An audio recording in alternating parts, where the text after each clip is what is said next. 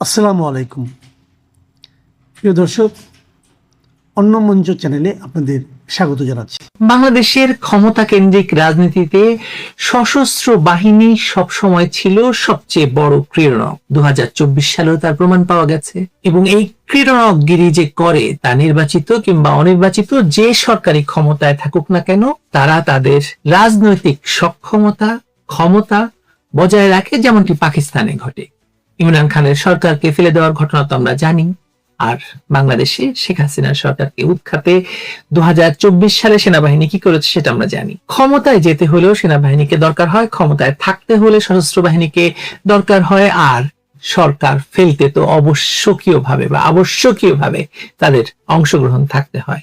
সেক্ষেত্রে 2024 সালে বাংলাদেশের সশস্ত্র বাহিনী বিদেশিদের হয়ে বাংলাদেশে ভাড়া খেটেছে বলা যায়। জাতিসংঘের মানবাধিকার বিষয়ক হাই কমিশনার ভলকার তুর্ক সেটিকে প্রমাণ করে দিয়েছেন। কিন্তু তার বাইরেও ক্ষমতার বদল ঘটিয়ে সশস্ত্র বাহিনীর কর্মকর্তারা কত কি পরিমাণ টাকা বানিয়েছেন সে বিষয়ে আমরা কি খুব বেশি জানি? সম্প্রতি নৌবাহিনী প্রধানের বিরুদ্ধে দুর্নীতির অভিযোগ, দুর্নীতি দমন কমিশনে না গেলে এসব বিষয় তো মানুষের অজানা থেকে যেত। এবং গত ইউনূস সরকারের পুরো সময়টা জুড়ে সেনাবাহিনী বা নৌবাহিনী, বিমান বাহিনী যে পরিমাণ ব্যবসা করেছে সেগুলো তো বাদই দিচ্ছি।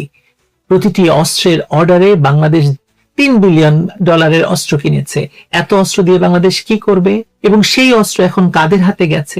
আজকের বিষয়টি আসলে একটু স্পর্শকাতর। আমি আজকে যে বিষয়টি নিয়ে কথা বলবো তা হলো বিমান বাহিনীতে কিছু একটা ঘটছে এবং হঠাৎ করে জেনারেল ওয়াকারুজ্জামান সেনাবাহিনী প্রধান হয়ে বিমান বাহিনী নিয়ে কথা বলছেন এবং বিমান বাহিনীর ভিতরে যেসব কাণ্ড ঘটছে সেসব বিষয়ে আলোকপাত করব। বাংলাদেশ বিমান বাহিনীর ভেতর থেকে যে খবর আসছে তা রীতিমতো শিউরে ওঠার মতো।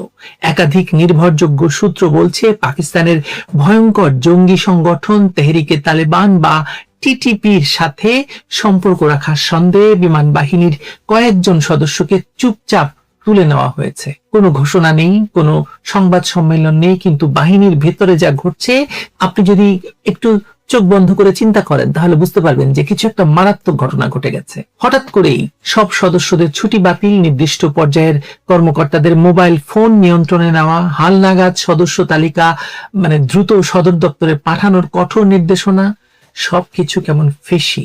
যারা বাহিনীর গতিবিধি জানেন তারা বলছেন এ ধরনের পদক্ষেপ এর আগে কখনো দেখা যায়নি।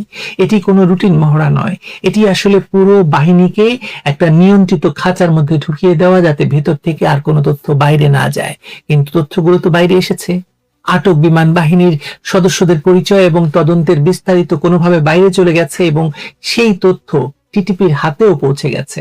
2024 সালে ক্ষমতা দখলের পর পাকিস্তানের সঙ্গে ইউনূস সরকারের যে দহরম মহরম, সেনাবাহিনী, বিমান বাহিনী, নৌবাহিনীর ভেতরে যে আদান প্রদান, লেনদেন, চট্টগ্রামে কার্গো আসা, চট্টগ্রামে কার্গো কোনো তদন্ত ছাড়া, তল্লাশি ছাড়া খালাস হয়ে যাওয়া, পপি সিড ধরা পড়া, অনেক গল্প এখানে রয়েছে। সবকিছু সংযুক্ত, কানেক্টেড। এবং এই যে টিটিপি, এই টিটিপি সহ আরো যে সব সংগঠন আছে তাদের অনলাইন তৎপরতা হঠাৎ করে বেড়ে গেছে বলে আমরা দেখতে পাচ্ছি।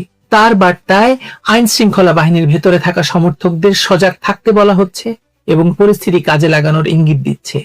গোয়েন্দারা এটাকে সাইকোলজিক্যাল অপারেশন হিসেবে দেখছেন, বাহিনীর ভেতরে ভয় আর বিভ্রান্তি ছড়িয়ে দেওয়ার সুচিন্তিত কৌশল হিসেবেও কেউ কেউ বর্ণনা করছেন। এর মধ্যে আরেকটা উদ্বেগজনক তথ্য এসেছে। বিভিন্ন ইউনিট থেকে খবর পাওয়া যাচ্ছে যে একাধিক সদস্য হঠাৎ করেই নিজের দায়িত্বস্থল ছেড়ে গায়েব হয়ে গেছেন। কারো কারো ব্যাপারে শোনা যাচ্ছে দেশ ছেড়েছেন, তবে তা নিশ্চিত নয়। এই অনুপস্থিতি নিছক কাকতালীয় কিনা, নাকি ভেতরের নেটওয়ার্কের কেউ কেউ আটকের আগেই পালাতে সক্ষম হয়েছে, এই প্রশ্নের জবাব এখন কর্তৃপক্ষ দিচ্ছে না। এখন এই বিষয়টিকে বিচ্ছিন্নভাবে দেখার কোনো সুযোগ নেই, কারণ ঠিক একই সময়ে সেনাপ্রধান জেনারেল ওয়াকারুজ্জামান ন্যাশনাল ডিফেন্স কলেজের এক অনুষ্ঠানের বক্তৃতায় দাবি করলেন যে কক্সবাজার বা চট্টগ্রাম অঞ্চলে যদি বিমান বাহিনীর শক্তিশালী অবস্থান থাকতো তাহলে রোহিঙ্গা সংকট নাকি সৃষ্টি হতে পারত না। কি হইলে কি হইতো এটা তিনি এখন বলছেন, কারণ বিমান বাহিনীর ভেতরে এমন সব ঘটনা ঘটছে। তিনি বললেন দীর্ঘদিন মাল্টি রোল কমব্যাট এয়ারক্রাফট কেনা হয়নি, পর্যাপ্ত আকাশ প্রতিরক্ষা সক্ষমতা না থাকার কারণেই এই সংকট। শুনতে দেশপ্রেমিক সেনাপ্রধানের যৌক্তিক বক্তব্য মনে হতে পারে, কিন্তু ভেতরে যখন জঙ্গি আস্তানা, তখন যুদ্ধ বিমানের জন্য এই হাহাকারের মানে কি? যে বিমান বাহিনীর সদস্যরা টিটিপির মতো ভয়ঙ্কর জঙ্গিদের সাথে যোগাযোগ রাখছেন বলে সন্দেহ করা হচ্ছে এবং পুরো বিমান বাহিনীর ভেতর তোলপাড় হয়ে যাচ্ছে, সেই বাহিনীর হাতে মাল্টি রোল কমব্যাট এয়ারক্রাফট তুলে দেওয়া মানে কি জঙ্গিদের হাতে যুদ্ধ বিমান তুলে দেওয়া নয়? এবং সেটা ভারতের বিরুদ্ধে ব্যবহার হবে, এটাই তো তাদের উদ্দেশ্য নাকি? এই ঘটনাকে বিচ্ছিন্নভাবে দেখার আরেকটা কারণ নেই, এই জন্য যে বাংলাদেশের মাটিতে জঙ্গি নেটওয়ার্ক ইতিমধ্যে শেকড় গেড়ে বসেছে এবং এই শেকড় এখন সামরিক বাহিনীর দেয়াল ডিঙিয়ে ভেতরে ঢুকে পড়েছে। 2016 সালে হোলি আর্টিজানের হামলার পর থেকে বিশ্লেষকরা বারবার বলে আসছেন, এই হামলাগুলোর ধরন দেখলে স্পষ্ট যে এর পেছনে সামরিক কায়দায় প্রশিক্ষিত মানুষের হাত আছে। সেই সন্দেহ এখন আর প্রমাণের অপেক্ষায় নাই। ঢাকার রূপনগরে আপনাদের মনে থাকার কথা, বিবিসি রিপোর্টে আমরা দেখেছিলাম, এই আকবর হোসেন বিবিসি রিপোর্ট করেছিলেন। তখন আকবর হোসেন, যিনি কিছুদিন ইউনূস সরকারের আমলে লন্ডনে মিনিস্টার হিসেবে দায়িত্ব পালন করেছেন এবং সম্প্রতি তিনি চাকরি ছেড়ে দিয়ে বাংলাদেশে ফেরত গেছেন, তার রিপোর্টে আমরা জেনেছিলাম যে রূপনগরে পুলিশের জঙ্গি বিরোধী অভিযানে নিহত হয়েছেন সেনাবাহিনীর অবসরপ্রাপ্ত মেজর জাহিদুল ইসলাম। তিনি বাংলাদেশের মিলিটারি একাডেমির 43 লং কোর্স থেকে 2000 সালে কমিশন লাভ করেছিলেন। আপনারা সামরিক বাহিনী থেকে চাকরিচ্যুত একাধিক জঙ্গি এখন প্রশিক্ষক হিসেবে কাজ করছেন বলে জানেন এবং 2024 সালের জুলাই সন্ত্রাসীদের সঙ্গে মিলে আওয়ামী লীগ সরকার পতনে তারা 7.62 স্নাইপার রাইফেল সহ কিশোর গ্যাংদের অস্ত্র প্রশিক্ষণ দিয়ে মাঠে নামিয়েছিল। মেজর হাসিনুর রহমানের নাম তো এখন প্রকাশ্যে আমরা জানি। এসব কি নিছক কাকতাল? এই জঙ্গিরা তারেক রহমানের সরকারকে ছেড়ে দেবে মনে করছেন? ইউনূস সরকার ক্ষমতায় বসার পর তারেক রহমান যেমন সকল মামলা থেকে খালাস পেয়েছেন, দেশে ফিরে গেছেন, তেমনি বাংলাদেশের কারাগারগুলোতে যেসব রহমানী সহ, জসিমউদ্দিন রহমানী সহ, হোলি আর্টিজানের আরো যেসব জঙ্গিরা ছিল সবাইকে মুক্ত করে দেওয়া হয়েছে। বাংলাদেশে কোনো জঙ্গি নাই বলে বলা হচ্ছে। হঠাৎ করে বিমান বাহিনীর ভেতরে এরকম জঙ্গি ধরা পড়া, আপনার কি মনে হয় না সরকারের কোথাও না কোথাও কেউ একটা চাবি অন করেছে বা একটা সুইচ অন করেছে? তার কারণে এইসব জঙ্গিদের এখন জঙ্গিদের নিয়ে কথাবার্তা শুরু হয়েছে, জঙ্গিদের ধরার চেষ্টা হচ্ছে। জঙ্গিবাদ গবেষকগণ দীর্ঘদিন ধরে বলেছেন যে একজন সাধারণ নাগরিক জঙ্গি হলে যতটা বিপদ, একজন সামরিক কর্মকর্তা জঙ্গি হলে সেই বিপদ অনেক গুণ বেশি। কারণ সে শুধু প্রশিক্ষিত নয়, সে অস্ত্র সংগ্রহ করতে জানে, অপারেশন পরিকল্পনা করতে জানে এবং একটি সংগঠনকে আইকনিক মর্যাদা দিতে পারে। 2024 সালে আপনারা দেখেছেন, প্রমাণ পেয়েছেন। এই যে ব্রিগেডিয়ার সাখাওয়াত, তখন তিনি নিরাপত্তা বিশ্লেষক ছিলেন, তারপরে তিনি হয়েছেন উপদেষ্টা, এর আগে নির্বাচন কমিশনার। তিনিও বলেছিলেন যে এইসব ঘটনাকে টেস্ট কেস হিসাবে গভীরভাবে খতিয়ে দেখতে নাকি হবে। সেনাবাহিনীর ভেতরে বঞ্চনার ক্ষোভ নাকি জঙ্গি আদর্শের টান তাদের এই পথে নিয়ে গেছে, সেটা জানা দরকার বলে তিনি মনে করেছিলেন। তিনিই কিন্তু 7.62 রাইফেলের গল্প আমাদেরকে শুনিয়েছিলেন এবং তার জন্য তাকে স্বরাষ্ট্র মন্ত্রণালয় থেকে সরিয়েও দেওয়া হয়েছিল।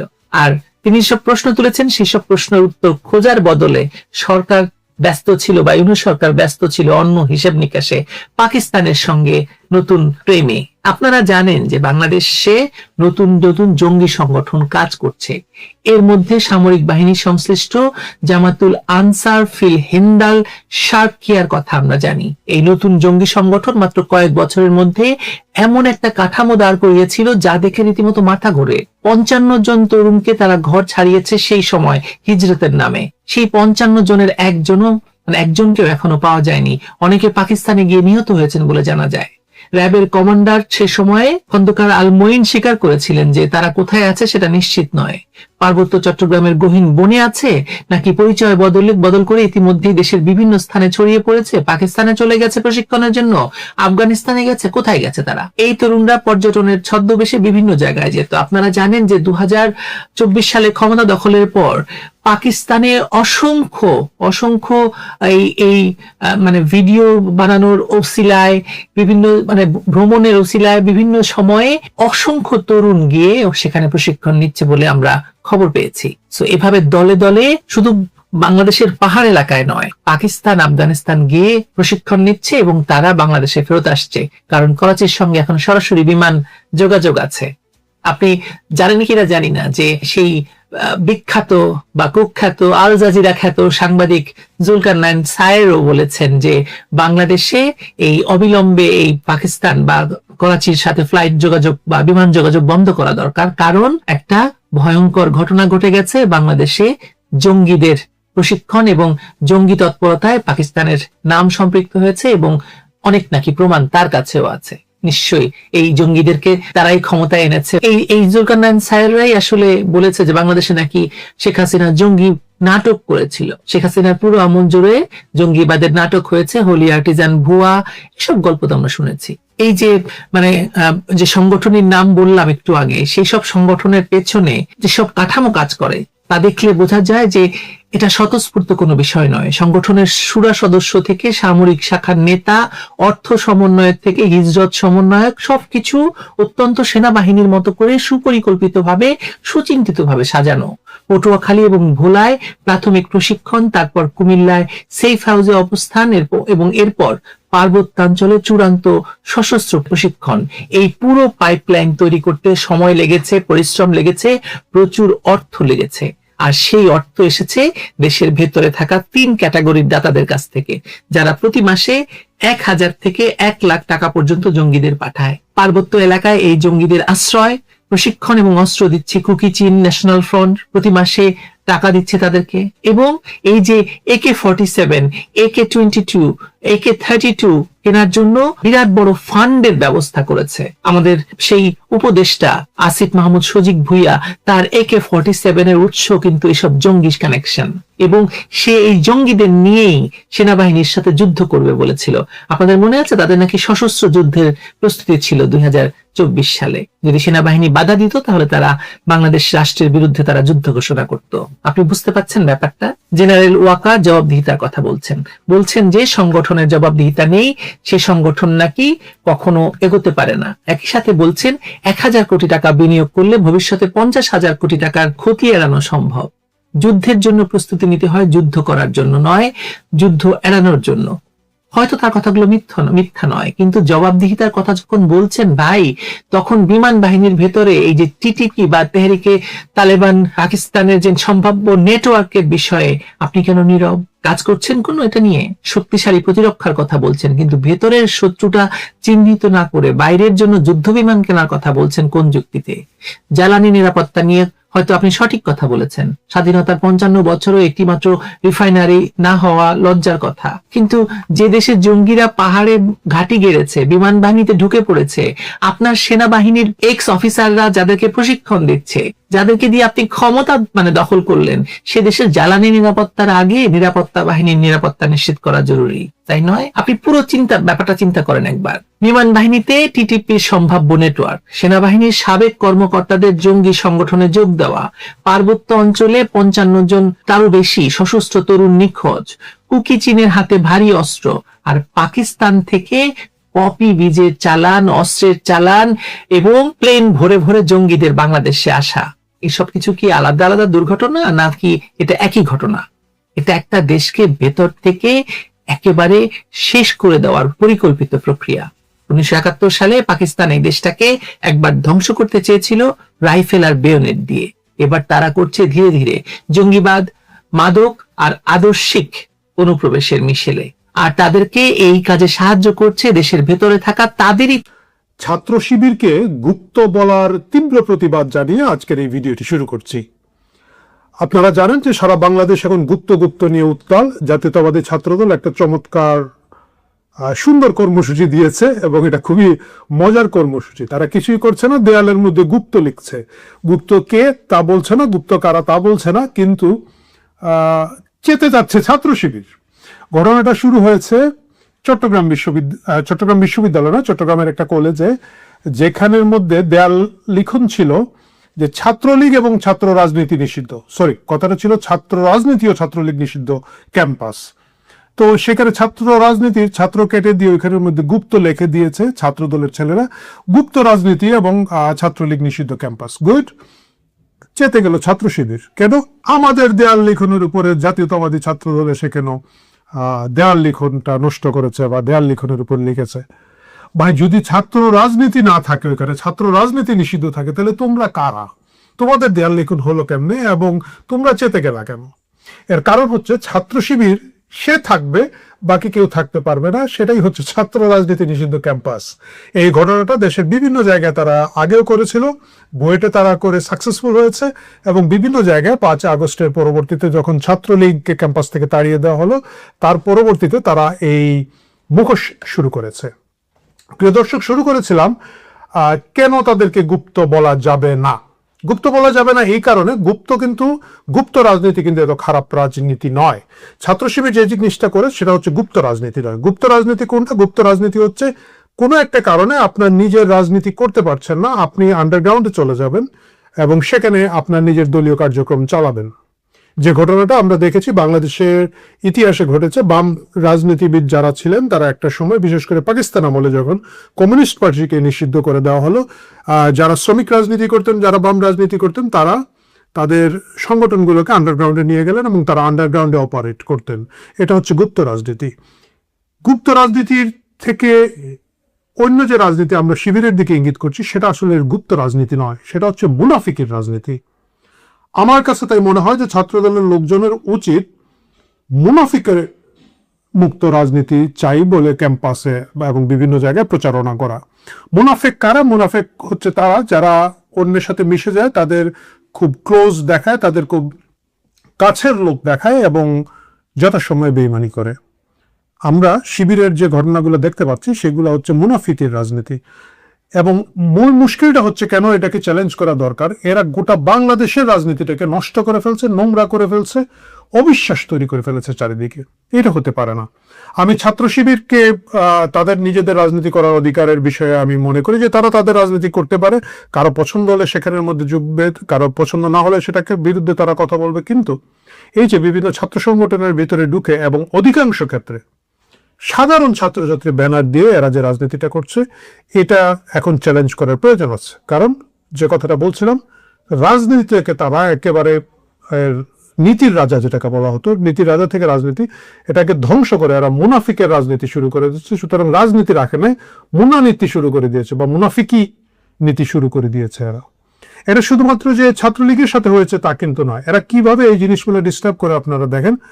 এই যে বহুল আলোচিত বুয়েটের আবরার হত্যা যে ঘটনাটা ঘটেছিল, আমরা সকলেই জানতাম যে ছাত্রলীগ এটার সাথে জড়িত, এর জন্য ছাত্রলীগকে ভুগতে হয়েছে। 20 জনের মতো লোককে ফাঁসির আদেশ দেওয়া হয়েছে তখন, এবং এটা বিচার হয়েছে, এবং তারপরে সারা বাংলাদেশের লোকজন ধিক্কারে ফেটে পড়েছে। 5 আগস্টের পর আমরা কি দেখলাম? বহুল আলোচিত এই আবরার হত্যা মামলার মূল যে আসামি, তাকে 5 আগস্ট ছেড়ে দেওয়া হয়েছে কারাগার থেকে। এদের উকিল কে ছিল? শিশির মনির। শিশির মনিরকে ছাত্র শিবিরের এককালীন সময়ের সভাপতি, খুব সম্ভবত কেন্দ্রীয় সভাপতি বা ঢাকা বিশ্ববিদ্যালয়ের সভাপতি এবং জামাতের নেতা, সুনামগঞ্জ থেকে এবার তিনি নির্বাচন করেছিলেন, জামাতের নেতা হিসেবে প্রতিষ্ঠিত। এই আইনজীবী কিন্তু এদের পক্ষে দাঁড়িয়ে ফাইট করেছিলেন এবং 5 আগস্টের সময় এদেরকে ছেড়ে দেওয়া হলো। 5 আগস্টে এদের মূল আসামি চলে গেল। এবং শুধু তাই নয়, ইউনূস সরকার এটাকে গোপন রাখলো। বেশ কয়েক মাস যখন আসামিকে আদালতে হাজির করা হয় না, একটা সময় যখন হই শুরু হলো, আদালতে প্রশ্ন ওঠা শুরু হলো, তখন ইউনূস সরকারের পিপি সাহেব মিনমিন করে বললেন, হ্যাঁ তো 5 আগস্ট পালায় গেছে আর কি। প্রশ্ন হচ্ছে তাহলে কি দেখা যাচ্ছে? দেখা যাচ্ছে যে বাংলাদেশের যত ধরনের সন্ত্রাস হয়, যত ধরনের কুকাণ্ড ঘটে থাকে, এগুলো এইসব মুনাফিকরা করে থাকে, যাদের সাথে শিবিরের সংশ্লিষ্টতা শুধু এইবারই প্রমাণিত হয়েছে তা কিন্তু না। অসংখ্য কাহিনীতে আপনারা দেখবেন যে ঘটনাগুলো অনেক ধরনের সন্দেহজনক ঘটনা তৈরি হয়েছে এবং এগুলোর জন্য তারা দায়ী।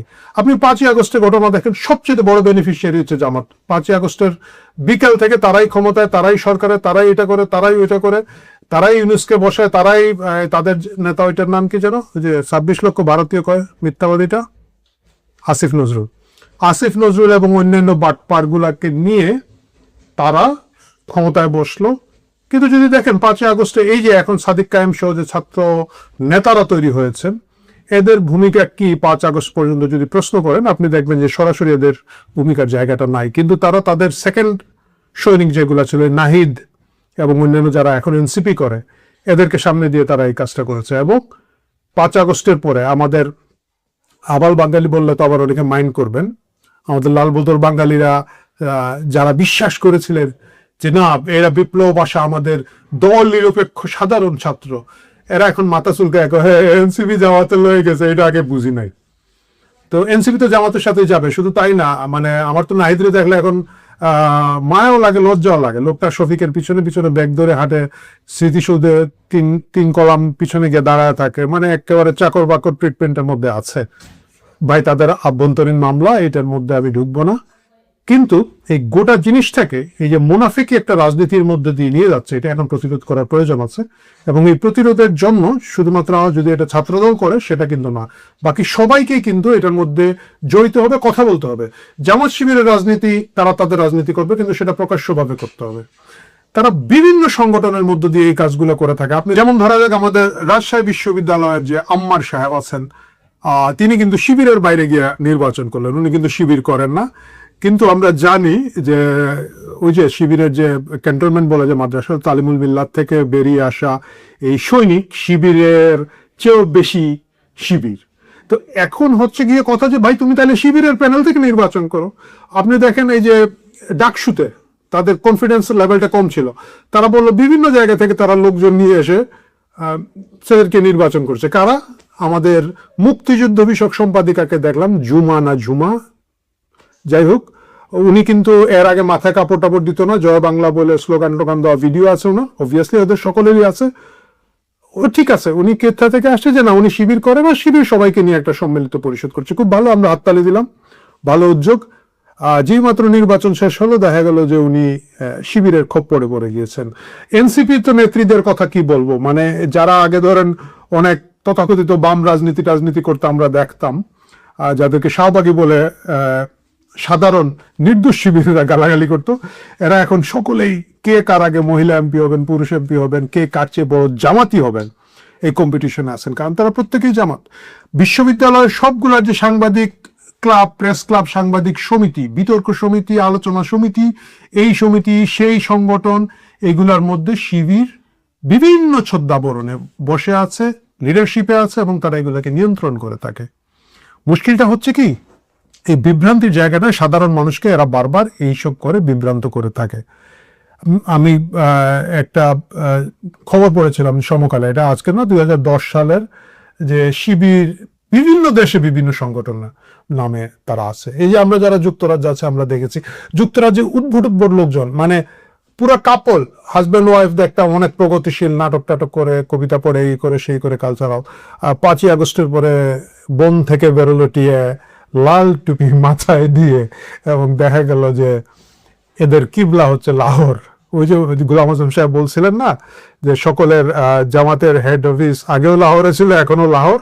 তো এখন দেখা যায় উদ্ভর্ষণ। এতে হচ্ছে কি আমাদের সোশ্যাল স্ট্রাকচারটা ভেঙে যাচ্ছে। এটা হচ্ছে কি, যেমন ধরেন অবিশ্বাস তৈরি হচ্ছে রাজনীতির মধ্যে। ছাত্রদলের একজন নেতা আছেন, উনি গতবার জিএস ক্যান্ডিডেট ছিলেন, হামিম, তার সম্পর্কে সেদিন আমাদের একজন বলছে ভাই এটা তো গুপ্ত, এটা তো জামাতের লোক। আলম ভাই কেন তোমার এটা মনে হচ্ছে সে জামাতের লোক? বলে এই যে দেখেন মুক্তিযোদ্ধাদেরকে গিয়ে ফজু পাগলা বলে গালি দিচ্ছিল টেলিভিশনে, এটা মনে করেন জামাতি পোলাপান ছাড়া কেউ দিতে পারে। এই যে দেখেন বিভিন্ন জায়গায় সে এখন ইফতার পার্টি করে বেড়াচ্ছে, কারণ হচ্ছে এটা কাজ জামাতের শিবিরের একটা কি বলা যায়, তাদের সিগনেচার অ্যাক্টিভিটিস। এখন শিবির দেখতে পাচ্ছে যে আগামীতে শিবির হিসাবে আসতে পারবে না, এখন এর দিচ্ছে যে তুই খাওয়া দাওয়া ইফতার করা, তুই চলে আয়। এই যে একটা অবিশ্বাস তৈরি হচ্ছে, যে বলছে সে নিজেও কিন্তু বিএনপি সমর্থক, ছাত্রদল সমর্থক।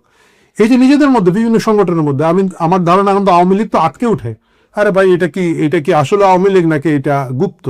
এবং এটা অস্বাভাবিক হওয়ার কথা না, কারণ হচ্ছে আওয়ামী লীগের নামে ফেসবুকে অনেকগুলো নিক আছে যাদের কাজ হচ্ছে নারীদেরকে নির্যাতন করা, নারীদের নামে অশ্লীল কথাবার্তা বলা। এদের প্রোফাইলে দেখবেন বঙ্গবন্ধু ছবি নাইলে শেখ হাসিনার ছবি দিয়ে আছে, এবং তাদের একমাত্র কাজ হচ্ছে মানুষকে ট্রোল করা, Pro-71 মানুষদেরকে বিগড়ে দেওয়া, এবং বাকিরা সন্দেহ করে যে এটা কি আসলে আমাদের লোক নাকি এটা গুপ্ত হিসাবে নারী নির্যাতন করে এবং নারীদের প্রতি অশ্লীল কথাবার্তা বলে মানুষকে বিতরশ্রদ্ধ করে দিচ্ছে, মানে বিতর্কিত করছে আমাদেরকে। এই প্রশ্নগুলো যেহেতু আছে, সেই কারণে আমার কাছে মনে হয় শিবিরকে এখন গুপ্ত বলা ঠিক হবে না, শিবিরকে মুনাফেক বলতে হবে। এবং এই মুনাফেকদের মুখোশ উন্মোচন করার দায়িত্ব শুধু ছাত্রদলের গাড়ি দিলে হবে না। তারা সরকারি ছাত্র সংগঠন, তারা আজকে করবে কালকে করবে না, তাদের কি যেন মায়ের পেটের ভাই বলে তারা নিজেরাই নিজেদেরকে বলে, এবং তাদের লিডারে এটা আপুশ হয়ে যাবে। এই শাহবাগে যে কিলাকিলি ঘুষাঘুষি হয়েছে এটা থাকবে না। দুই পক্ষই একজন আরেকজনের কুলে জড়ায় নিবে, চুম্মাচাটি করবে, বাট সেটা ডিফারেন্ট কথা। হয়তো ছাত্রদলের কর্মীরা এটা মেনে নিবে না, কষ্ট পাবে, বাট এটা বাস্তবতা। কিন্তু গুপ্ত রাজনীতির নামে মুনাফিকি রাজনীতি যেটা বাংলাদেশে চলছে, বিভিন্ন সংগঠনের নামে সাধারণ ছাত্রছাত্রীর ব্যানারে, এইটার বিরুদ্ধে আমাদের সকলকেই সোচ্চার হতে হবে। রাজনীতি যে যার মতো করুক, তার